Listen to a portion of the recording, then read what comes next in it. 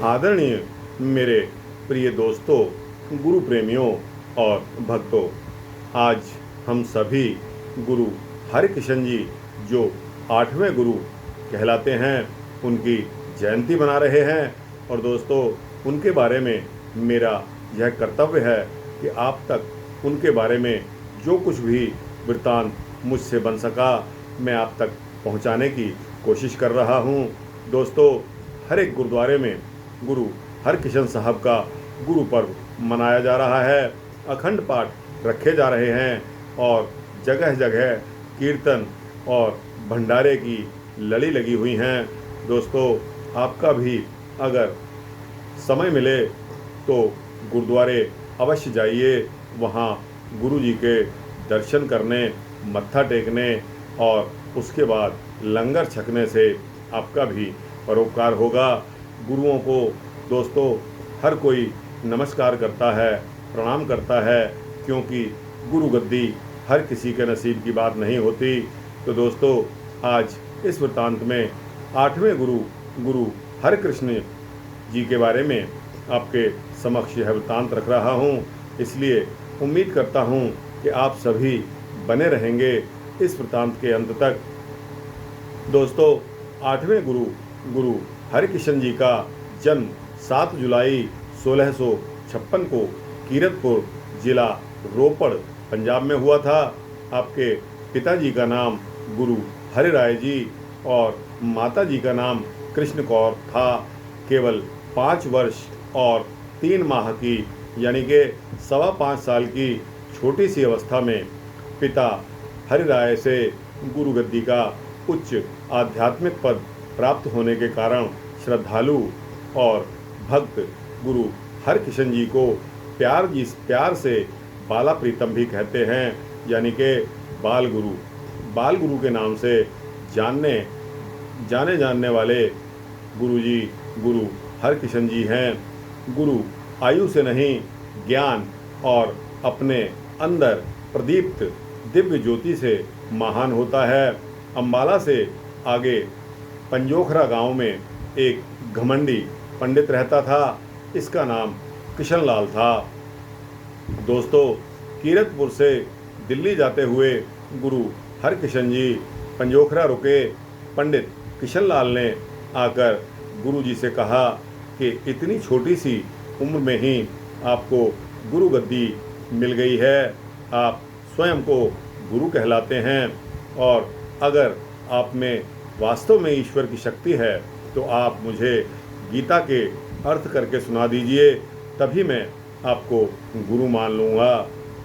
गुरु हरकिशन जी बोले, पंडित जी, अगर आपको गीता के अर्थ सुनने हैं तो आप अपने गांव के किसी भी व्यक्ति को ले आएं, हम उसके मुंह से आपको गीता के अर्थ सुनवा देंगे। दोस्तों, यह एक चैलेंजिंग बात थी। इस चैलेंज को गुरु जी ने इस तरह लिया कि आप किसी भी व्यक्ति को ले आएं। तो यह सुनकर, अब पंडित जी तो चालाक होते हैं, पंडित जी ने तो परीक्षा लेनी थी गुरु जी की। तो गुरु हरकिशन जी बोले, पंडित जी, अगर गीता के अर्थ सुनने हैं तो आप गांव के किसी भी व्यक्ति को ले आएं। यह सुनकर पंडित किशन लाल अंदर ही अंदर बहुत खुश हुआ और अपनी मर्जी के, अपनी इच्छा के एक अनपढ़ छज्जू झीवर को लेकर आ गया। गुरु हरकिशन जी ने अपनी कृपा दृष्टि छज्जू झीवर पर डाली और कहा कि पंडित जी को गीता के अर्थ करके सुनाइए। सचमुच गुरु की कृपा से अनपढ़ छज्जू विद्वानों की तरह गीता के अर्थ करने लगा। पंडित किशन लाल का घमंड चूर चूर हो गया और वह गुरु जी के चरणों में गिर पड़ा और माफ़ी मांगने लगा। दिल्ली पहुंचकर गुरु हरकिशन जी राजा जय सिंह के बंगले में ठहरे, जहां आज गुरुद्वारा बंगला साहिब स्थित है। दोस्तों, यह राजा जय सिंह का अपना पर्सनल बंगला हुआ करता था। दोस्तों, जिसमें इन्होंने गुरु जी को ऑफ़र दिया कि आप मेरे बंगले में ठहर सकते हैं। तो गुरु जी इनका इनविटेशन स्वीकार करने के बाद इस बंगले में ठहर जाते हैं। दोस्तों, राजा जयसिंह की रानी को गुरुजी की अल्पायु के कारण उनकी आध्यात्मिक शक्ति पर संदेह हो गया। उसने गुरुजी की परीक्षा लेनी चाहिए। रानी ने बाला प्रीतम को भोजन के लिए आमंत्रित किया और स्वयं दासियों वाले मामूली वस्त्र पहनकर दासियों के साथ बैठ गई। मकसद यह था कि मैं पहचानी ना जा सकूं कि मैं रानी हूं। लेकिन दोस्तों, अंतर्यामी सच्चे स्वामी गुरुजी जब आए, गुरुजी ने देखा सभी दासियों पर गुरुजी ने अपनी नज़र दौड़ाई तो यह भी रानी नहीं, यह भी रानी नहीं कहते हुए दासी बनी हुई रानी के पास जाकर उनकी नज़रें रुक जाती हैं और गुरुजी फरमाते हैं कि यही है असली रानी। रानी यह सुनकर गदगद हो जाती है। गुरुजी को उसने श्रद्धा से शीश झुकाकर प्रणाम किया और बड़े प्रेम से भोजन छकाया, भोजन करवाया। उन दिनों में दोस्तों, यह कहने की बात है, लेकिन सभी दिल्ली वासियों को मालूम है कि दिल्ली में हैजे की महामारी फैली हुई थी। गुरुजी का दिल्ली आगमन सुनकर रोगी अपने कष्ट निवारण के लिए उनके पास तांता लगाकर पहुंचने लगे। आध्यात्मिक गुरु ने पवित्र जल का एक कुंड बनवाया। जो भी इस कुंड से पवित्र जल लेता, उसके सभी रोग दूर हो जाते। दिल्ली के गुरुद्वारा बंगला साहब में यह कुंड आज तक मौजूद है, जिसको हम सरोवर साहब भी कहते हैं। दोस्तों, हैजा का प्रकोप कम हुआ तो इसके पश्चात चेचक की बीमारी दिल्ली में फैल गई। गुरु हरकिशन जी अपने शिष्यों को साथ लेकर बस्ती बस्ती दुखियों की जाकर मदद करने लगे। आध्यात्मिक गुरु ने लगातार रोगियों से संपर्क में रहने से गुरुजी को खुद को चेचक ने जकड़ लिया। अपना अंतिम समय निकट आते देखकर गुरुजी समझ गए, लेकिन तभी भी उन्होंने परोपकार यानी कि दूसरों की मदद करना ऐसे समय में नहीं छोड़ा। दोस्तों, यहाँ मैं रुककर आपको यह बता देना चाहता हूँ कि अभी रिसेंटली जो कोरोना का प्रकोप आया था, कितनी लाशें, कितनी डेड बॉडीज़ आपने टीवी पर भी देखा होगा कि महामारी जब फैलती है तो वह किसी की फेस वैल्यू, किसी का पद नहीं देखती। दोस्तों, उस समय जो सेवा करता है उसकी सेवा को हर कोई जानने की कोशिश करता है।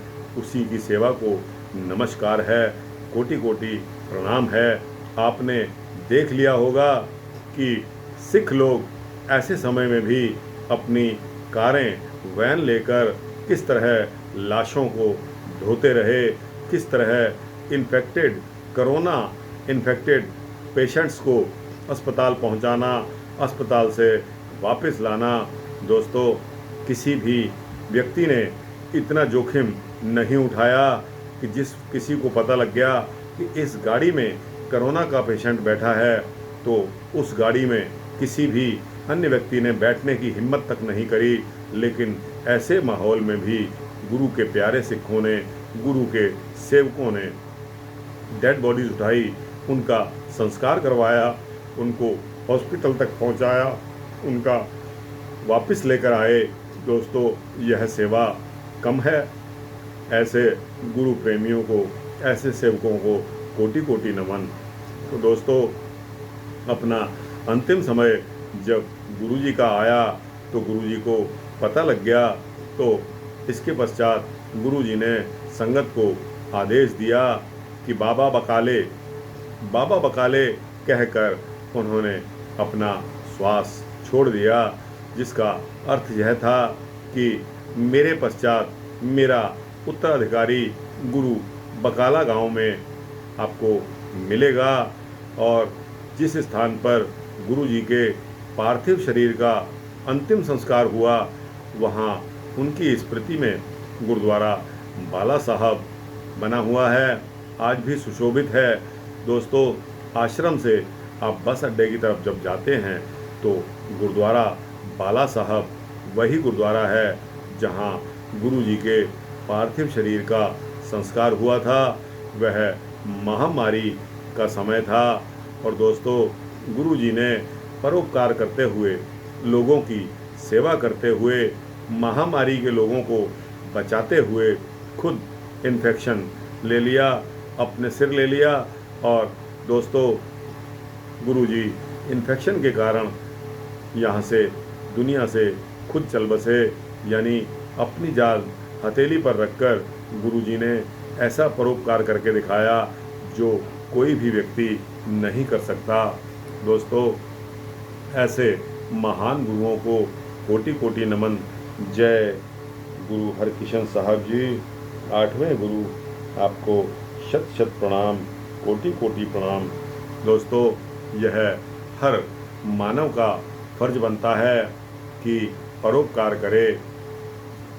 समझो कि अगर परोपकार नहीं किया तो हमारा जीवन व्यर्थ है। इन्हीं शब्दों के साथ यह वृत्तांत समाप्त करता हूँ। दोस्तों, अच्छा लगा हो तो अपने गुरु प्रेमियों, अपने संबंधी, भक्तजनों, मित्रों, जिज्ञासुओं को यह वृत्तांत अवश्य भेजना। अच्छा लगे तो इसको लाइक करना। इसी तरह के वृत्तांत पाने के लिए इस चैनल को सब्सक्राइब कर देना।